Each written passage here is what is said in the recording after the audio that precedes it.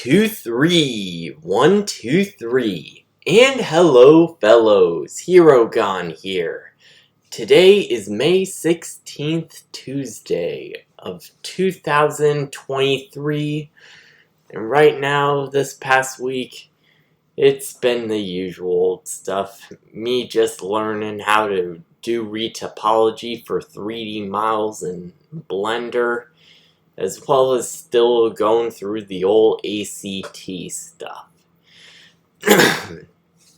Now, for today's Funlog Friday / Showcase Saturday, talk of the improvements made to the fighting game framework from Sean the Bro, there's only the smallest bits. In fact, it's just blueprints for today. Now, starting off, we have ourselves going from one area to another. And now you can go towards the different options too. So yeah, that's all good stuff there. It's not as much as many people would probably expect out of this, but as you might know already, the fighting game framework is still a work in progress. Who even knows when it's gonna end up being completed? But I trust that Sean the Bro can thankfully bring a quality framework to life. Now going into the improvements itself, there's only blueprints, like I said. In Store Item Icon, I've added a new image called Icon Border. It's just a typical standard border made here that I did in PowerPoint, so that's all good there. Now going into the graph itself for Store Item Icon, we now set a value called name. We have two new variables being string, name and description.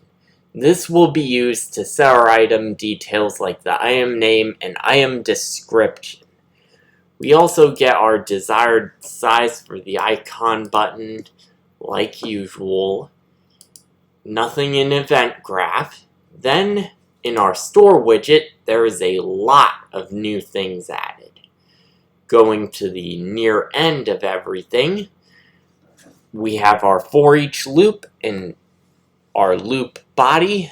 And in our loop body, we now have our break unlockable items values for name and description being plugged in to set item details. Then we have our move selection here down here in the completed, along with determine number of items in each category like usual.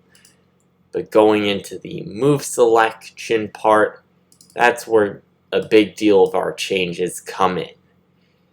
We have our determine item button to focus and determine category button to focus.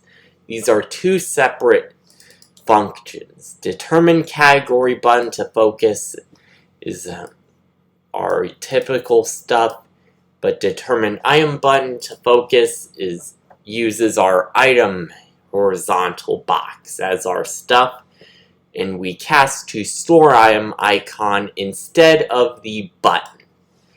Easy enough, of course, but then we get into the big parts before going into the display hovered item option for item button.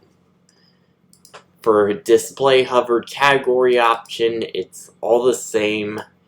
We just use category vertical box and all this here casting to button. Now before going to the display hovered item, I did a few things. Me and Sean did. Oh boy, I'm not the best at words at this moment, seeing as it's a little late, around 8 o'clock. Now, going into is valid, we have our store item reference used here, which is store item icon type. We plug that into an is valid, and if it is valid, we set our text in for both name and description text using our variables name and description and getting a 2-text string there. And the same goes for description.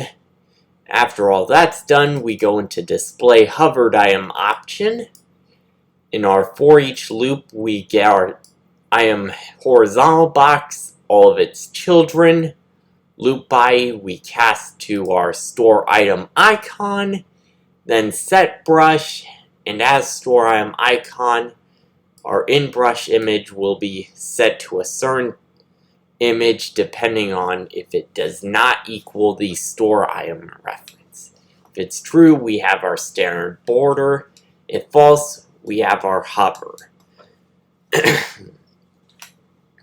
Then our target is icon border, and after all of that's done, we go into our branch from last week, playing the sound 2D, and that is pretty much it for the few parts of the new improvements to the fighting game framework. Now going into the game itself, we won't be going into the gameplay itself, but instead just the archives area.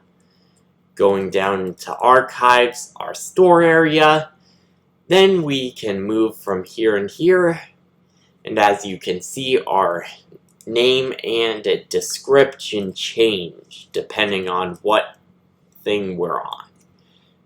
Go stages. We of course don't have another stage thing chosen. Outfits and skins and game settings are both empty.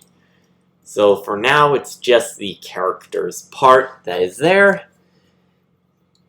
And that is pretty much it for the fighting game framework improvements. Credit again goes to Sean LeBro for all of his tutorials.